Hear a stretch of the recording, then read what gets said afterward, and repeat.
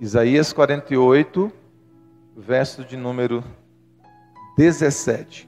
Diz assim a palavra do Senhor: assim diz o Senhor, o teu Redentor, o Santo de Israel: eu sou o Senhor, o teu Deus, que te ensina o que é útil e te guia pelo caminho em que deves andar. Ah, se tivesses dado ouvidos aos meus mandamentos, então seria a tua paz como um rio, e a tua justiça como as ondas do mar. Também a tua posteridade seria como a areia, e os teus descendentes como os grãos de areia. O seu nome nunca seria eliminado, nem destruído diante de mim. Amém? Esse texto é muito precioso, porque ele traz verdades de Deus para a nossa vida, né? Daquilo que Deus deseja fazer em nós, daquilo que Deus deseja fazer através de nós, quando nós simplesmente paramos para ouvir o Senhor, paramos para dar ouvidos à voz do Senhor. Amém? E é importante que nós entendamos, meus amados, que na Bíblia, quando a Bíblia fala ouvir, ouvir na Bíblia não é o ato apenas de escutar, porque eu posso escutar sem ouvir. Ouvir na Bíblia, quando a Bíblia fala sobre ouvir alguém, ou sobre ouvir a voz de alguém, ou sobre ouvir a voz de Deus, ouvir na Bíblia tem a ideia de não somente escutar, mas de obedecer, não é? Tem a ideia de obedecer, porque você pode escutar e fazer pouco caso daquilo que você escutou, né? Então, ouvir, quando a Bíblia fala ouvir, não é apenas escutar com o seu aparelho auditivo, mas é colocar em prática, é dar ouvidos, é dar atenção, é observar e executar aquilo que foi dito para você.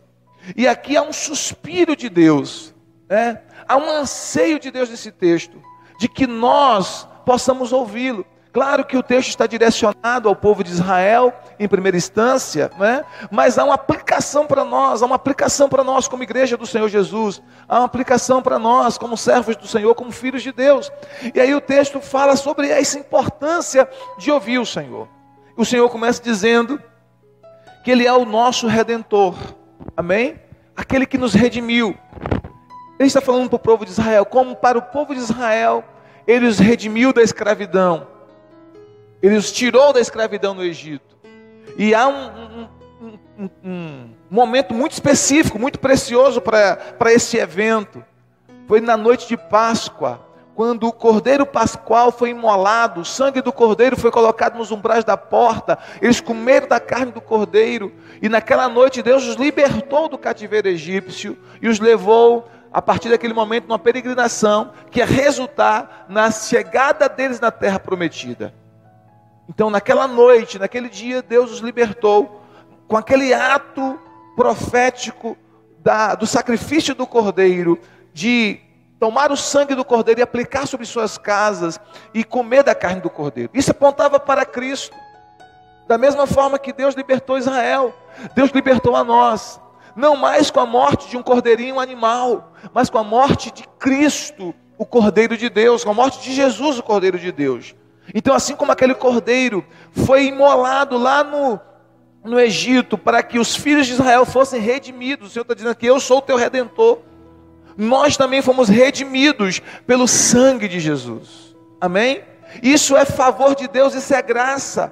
O sangue de Jesus Cristo foi derramado na cruz do Calvário, para que eu e você pudéssemos ser redimidos. E da mesma forma que Deus pode olhar para Israel e dizer, eu sou o teu Redentor, Ele pode olhar para nós e dizer assim, eu sou o teu Redentor, aquele que te redime.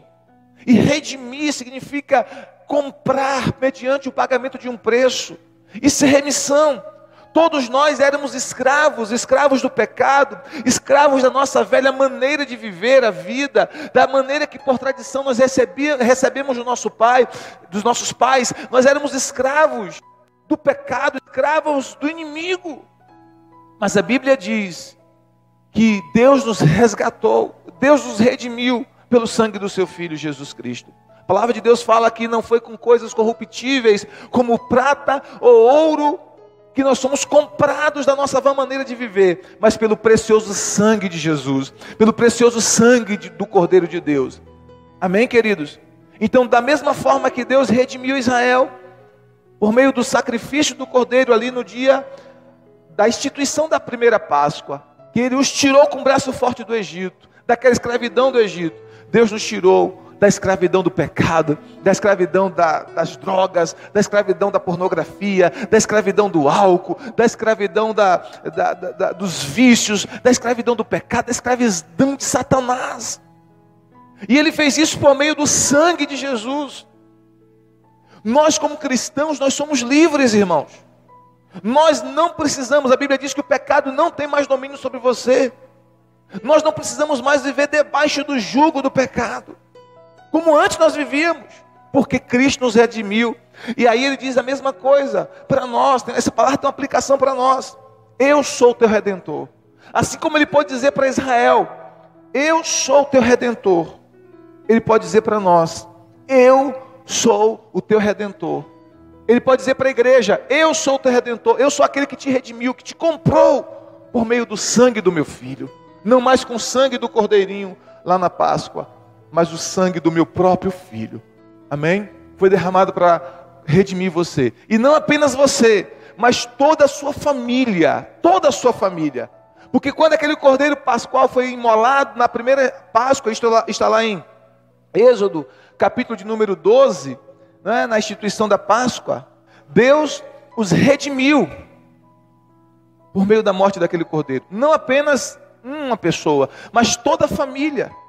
Eles estavam reunidos como famílias, eles iriam aplicar o sangue do cordeiro em suas casas, eles iriam comer da carne do cordeiro como família, e com aquele ato, todos que estavam naquela casa, onde tinha a aplicação do sangue, onde tinham comido da carne do cordeiro, todos que estavam ali, seriam libertos da morte, seriam poupados da morte do primogênito, seriam libertos da escravidão.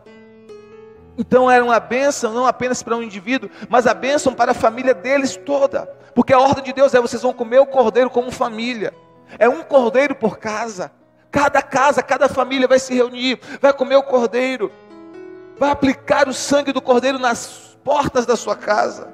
E quem tiver na casa, quem fazer parte da família, quem tiver no lar, vai ser poupado da morte o primogênito, vai ser liberto da escravidão. Então é uma bênção para toda a família. Isso aponta para nós. Então Deus está dizendo, eu sou teu Redentor. Ele disse para Israel, eu sou teu Redentor. Mas Ele está dizendo para mim e para você também, eu sou teu Redentor. E não apenas o teu Redentor pessoal, mas eu sou o Redentor da sua casa, eu sou o Redentor da sua família, eu sou o Redentor do seu lar. E a promessa é para a nossa família, não somente para nós individualmente. A promessa é para a nossa família. Ele quer que toda a nossa família esteja debaixo do sangue de Jesus. Que toda a nossa família se alimente do Cordeiro Jesus, como aquela família israelita se alimentou do cordeirinho mesmo, animal. Isso é um ato profético que apontava para Cristo. Ele quer que toda a nossa família, se alimente de Cristo, se alimente do Cordeiro, que é Jesus, o Cordeiro de Deus que tira o pecado do mundo. E aí Jesus disse assim, olha, quem de mim se alimenta, por mim viverá. Quem se alimenta de mim, vai viver por mim. Eu quero profetizar que sua família inteira vai se alimentar de Jesus.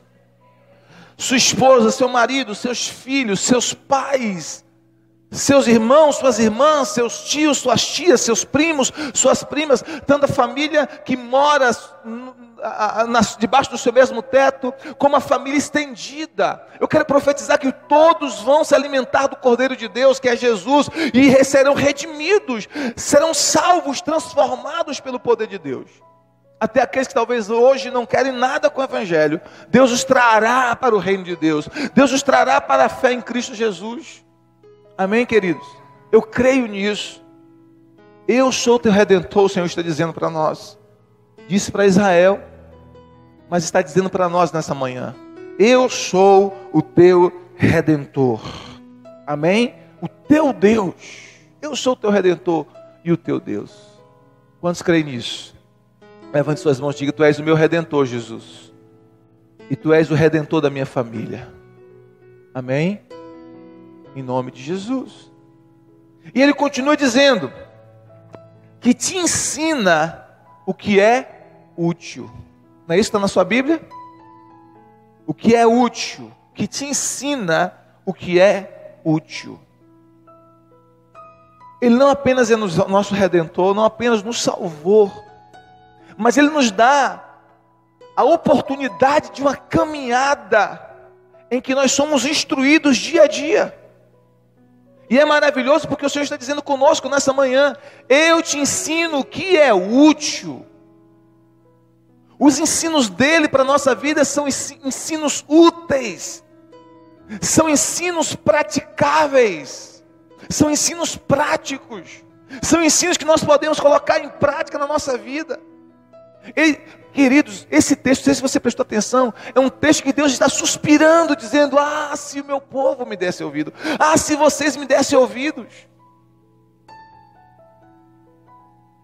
Ele está suspirando tão somente para que a gente dê ouvidos a Ele.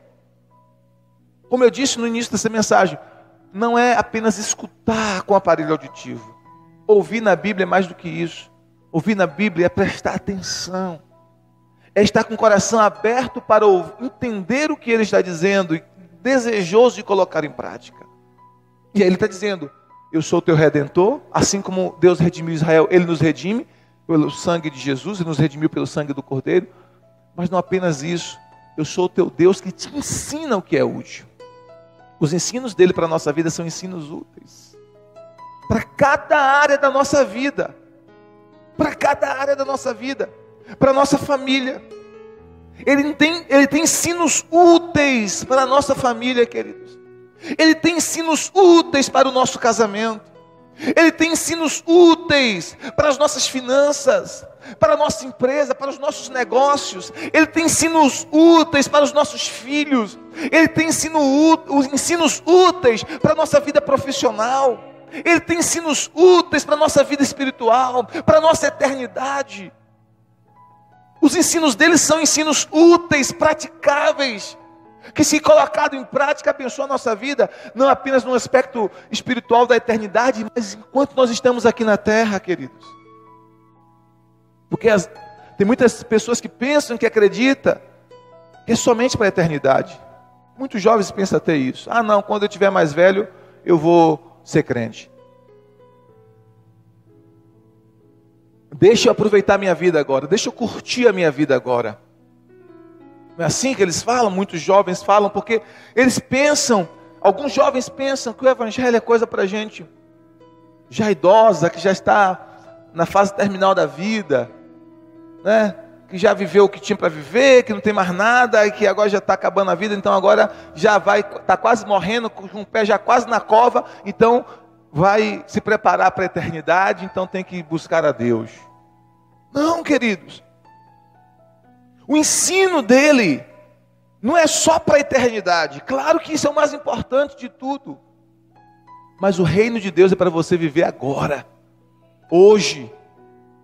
A palavra e a mensagem do reino é uma palavra que tem aplicação hoje, que muda a nossa vida hoje, que nos prepara, claro, para a eternidade, mas que nos dá uma vida digna enquanto estamos aqui na terra.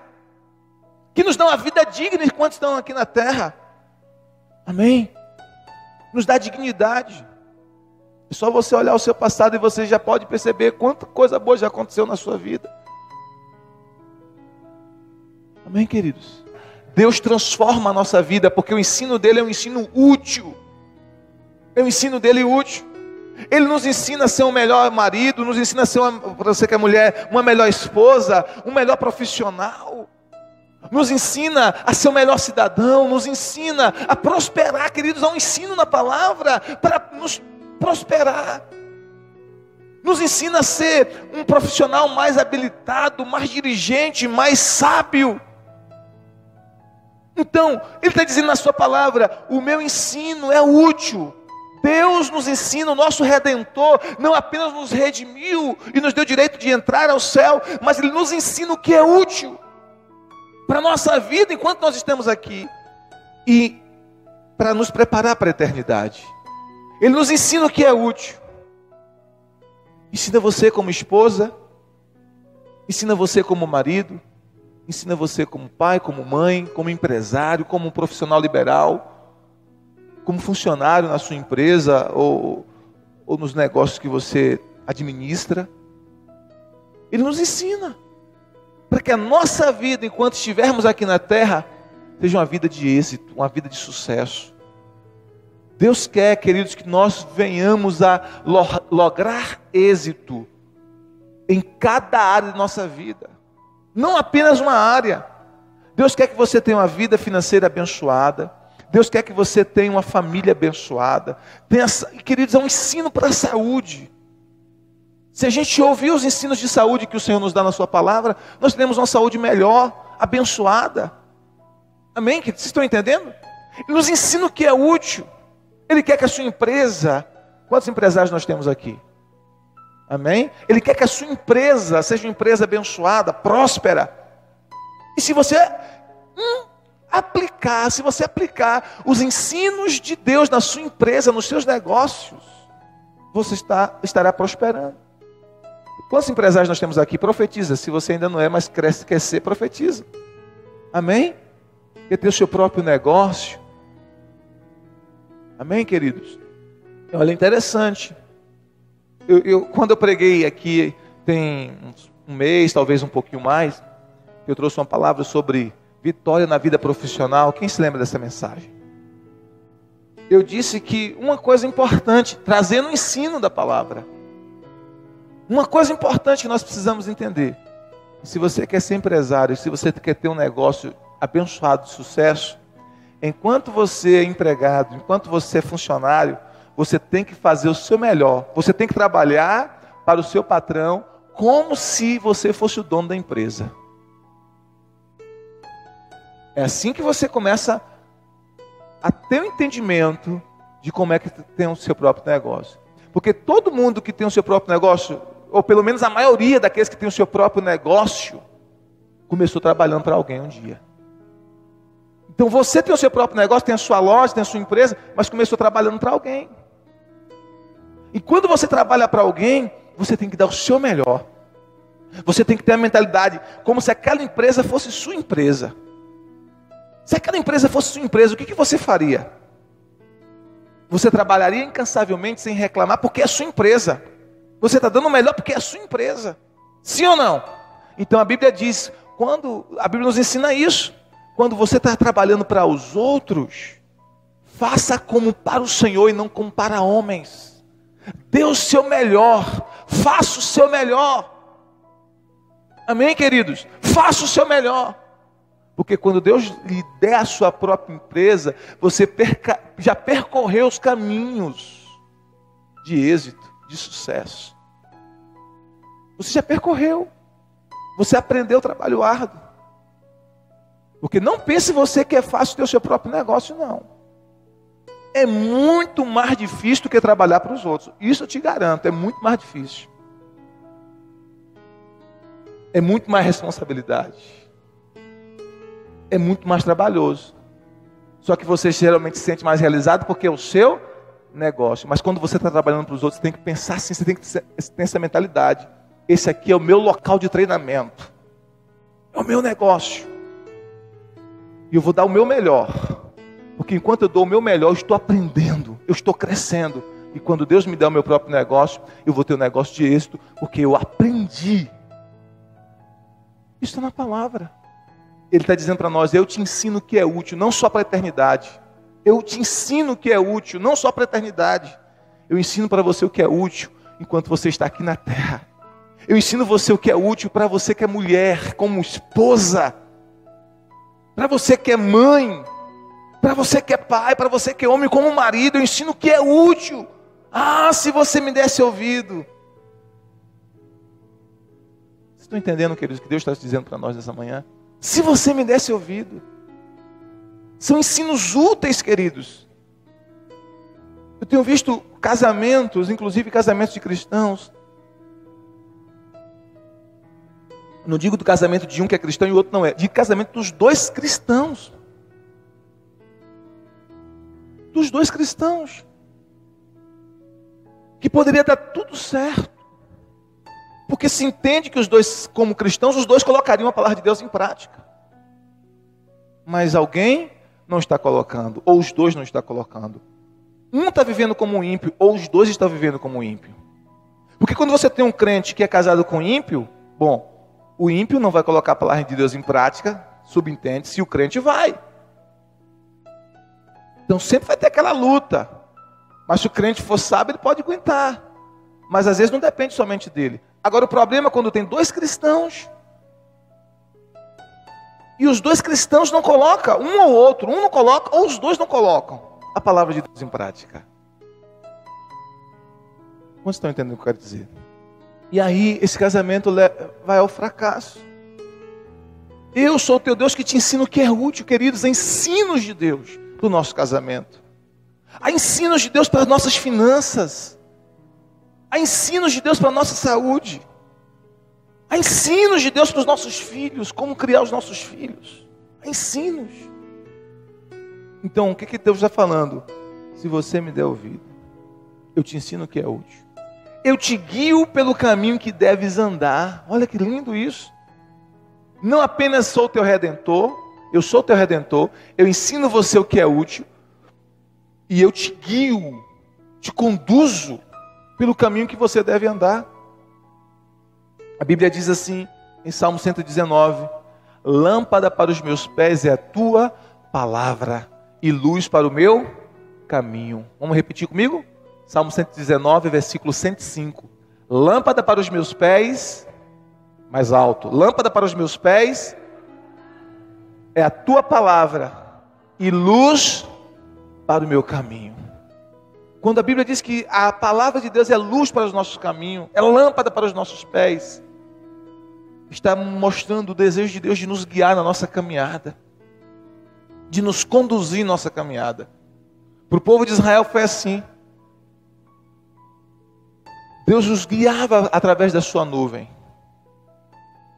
Havia uma nuvem que os protegia do calor durante o dia. O sol no deserto é causticante, é muito forte. E durante o dia Deus colocava uma nuvem para os proteger. E no deserto frio é muito forte, então é o inverso. Durante a noite, do dia o calor é insuportável, durante a noite o frio é insuportável. Então durante a noite Deus colocava uma coluna de nuvem, de fogo, uma nuvem de fogo. Agora olha que interessante.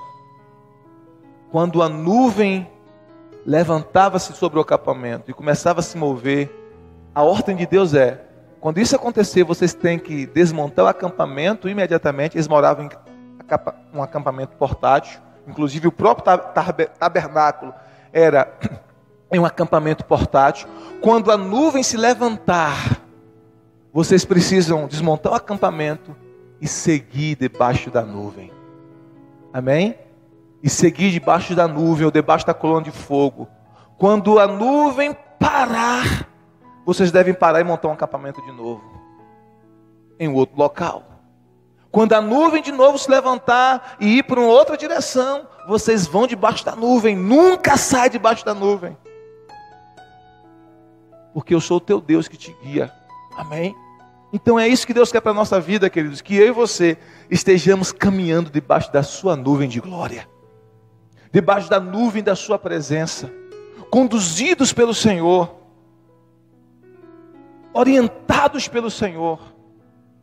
Se nós entendermos o quão importante é não tomar direções precipitadas em nossa vida, não tomar direções sem consultar a Deus, sem buscar ao Senhor, sem pedir orientação de Deus, se nós soubermos o quão importante isso é, todas as vezes que nós tivermos tomado decisões importantes na nossa vida, grandes decisões, a gente vai buscar a Deus, direção de Deus, amém? Porque a gente não pode se mover fora da nuvem. A gente tem que ser guiado pela nuvem do Senhor, pela nuvem da presença do Senhor. Diga glória a Deus, diga amém. E aí no verso 18 há um suspiro de Deus, como eu tenho falado aqui. Olha o que diz o verso 18.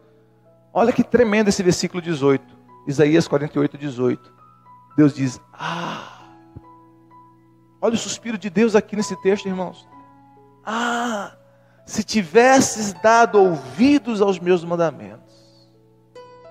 Deus dizendo para o povo de Israel, se você tivesse me dado ouvidos. Se você tivesse dado ouvidos à minha palavra. Eu acho que esse é um suspiro de um pai que aconselha o filho para algo bom e o filho desobedece, chega lá na frente e quebra a cara. E o pai diz assim: ah, meu filho, se você tivesse me dado ouvidos. Sim ou não, queridos? Não é verdade? Você que é pai, que é mãe, talvez você já passou por uma experiência assim. Ah, meu filho, minha filha, se você tivesse me dado ouvidos. E você lamenta, você chora pelo seu filho, por uma situação ou outra que ele não te deu ouvido e teve um sério sofrimento. E aí você lamenta pelo filho. Se você tivesse me dado ouvidos. É isso que Deus está dizendo. Ah, olha o suspiro de Deus nesse texto. Ah, se você tivesse me ouvido. Sabe que a gente faz isso? Você bota a mão na cabeça. Ah, meu Deus. Ah, meu filho, se tivesse me ouvido. É isso que Deus está dizendo. Esse ar, esse suspiro de Deus. Ah, se você me desse ouvido. Então há um suspiro de Deus para que nós possamos obedecê-lo. Um suspiro. Dá ouvidos a Ele, dá ouvidos aos seus mandamentos. Amém, queridos? Aí ele diz o que vai acontecer quando nós ouvimos. Ele diz assim: a tua paz seria como um rio. Ou seja, se nós ouvirmos a Deus, queridos, o resultado é paz. A paz será como um rio. Uma paz fluente, uma paz que flui constantemente. Imagine um rio caudaloso, fluindo o tempo todo. Ele está dizendo: se você me der ouvidos, você vai ter um fluir de paz. E olha que lindo, queridos. O Senhor disse que os seus mandamentos não são pesados. Amém? Seus ensinos para nós não são pesados. São leves. Jesus chegou a dizer assim: olha, vinde a mim, Mateus 11, 28, vinde a mim, todos que estáis cansados e sobrecarregados, e eu vos aliviarei. Ele diz: tomai sobre vós o meu jugo. Jesus está dizendo assim: olha, eu quero colocar sobre você o meu jugo. Aí ele explica por quê. Porque o meu jugo é suave e o meu fardo é leve. Jesus está dizendo: o meu jugo é suave e o meu fardo é leve. Não é um jugo pesado, não é um fardo pesado. Sim, há um jugo do Senhor, sim, porque nós somos servos. Ele coloca o seu jugo em nós, mas é um jugo leve. O jugo do pecado é um jugo pesado, irmãos. O jugo de Satanás é um jugo opressor. Porque quando você está debaixo da mão opressora do inimigo, ele te oprime, ele te aflige. Eu já falei isso para vocês aqui. Sabe como é que o diabo chama aqueles que servem ele? De cavalo. Essa é a linguagem que é usada nos centros de feitiçaria. As pessoas chamam aqueles que estão debaixo do serviço de Satanás de meu, o diabo chama de meu cavalo. E quando o demônio se manifesta em uma pessoa, chama aquela pessoa que está manifestada de cavalo, diz assim: o meu cavalo. Olha como o diabo oprime a pessoa que está debaixo do jugo dele. Agora, como é que Deus nos chama? Meu filho, minha filha. Olha como é que Deus diz de você: príncipe, princesa. Justiça de Deus em Cristo, nova criatura em Cristo, homem de Deus, mulher de Deus, príncipe do Senhor, princesa do Senhor. Olha que diferença, queridos. E Ele está dizendo para nós: o meu jugo é suave. Amém? O meu fardo é leve. Diga glória a Deus. Então, quando você obedece o Senhor, ouve o Senhor, Ele está dizendo: a tua paz vai fluir como um rio. Você vai ter paz abundante. O resultado é paz. E nada, irmãos, não existe preço que substitua a nossa paz. Não é verdade? Não existe preço que substitua a nossa paz. Ele continua dizendo: e a tua justiça como ondas do mar. Nós somos justos em Cristo. Amém? Pela nossa fé em Cristo. Quando nós ouvimos o que Deus ensina sobre isso e colocamos a nossa fé em Cristo, nós entendemos que nós somos justos por causa da nossa fé em Jesus. Não é simplesmente o nosso comportamento, é a nossa fé. Porque o nosso comportamento, ele é alterado por aquilo que a gente crê. Se você crê corretamente, você vai viver corretamente. Vocês entenderam? Não é o comportamento que vem primeiro, é o teu crer que vem primeiro. Porque se você crê corretamente, você vai viver corretamente. Somos salvos pela graça, justificados pela graça. Nos tornamos justiça de Deus em Cristo pela graça. É o ensino do Senhor. Quando nós cremos nisso, que nós somos justiça de Deus em Cristo, o nosso comportamento ele vai sendo alterado também. Diga para o seu irmão assim, quando você estiver sendo tentado, diga, eu sou justiça de Deus em Cristo. Amém? Eu sou justiça de Deus em Cristo. Sabe o que significa? Que você é justo em Cristo. Pela sua fé no Cordeiro de Deus. Pela sua fé em Jesus. Não porque você é uma pessoa boazinha em si mesmo. Não, porque você depositou a sua fé no Cordeiro. Deus te justificou. Deus te justificou. Levante suas mãos e diga assim, obrigado, Jesus, porque eu fui justificado pelo Senhor. Amém? A tua justiça será como ondas do mar. Verso 19. Também a tua posteridade seria como a areia, e os teus descendentes como os grãos da areia. Sabe o que isso aqui fala? De uma multiplicação de descendentes. Ele está falando para o povo de Israel, e especificamente para o povo de Israel significa que eles teriam muitos filhos, biológico mesmo. Seria uma nação grande, numerosa, próspera. Mas para nós como igreja, se a gente der ouvido do Senhor, Ele está dizendo para nós, você vai ter muitos filhos espirituais. Amém? Você vai gerar muitos filhos para Deus, muitos filhos para Deus. Onde eu vou eu encontro filhos, irmãos. Nessa jornada que eu tenho de mais de 20 anos no Evangelho. Filhos que a gente gerou no Evangelho. Mas Ele está dizendo para mim e para você, se você me der ouvido, você vai gerar muitos filhos. Lá naquela célula vai ter muitos filhos que vão nascer. Amém? Eu já orei e disse, Senhor, eu profetizo que o show da moda vai ser um lugar de salvação de muitas vidas. Em nome de Jesus. É assim em cada célula aqui.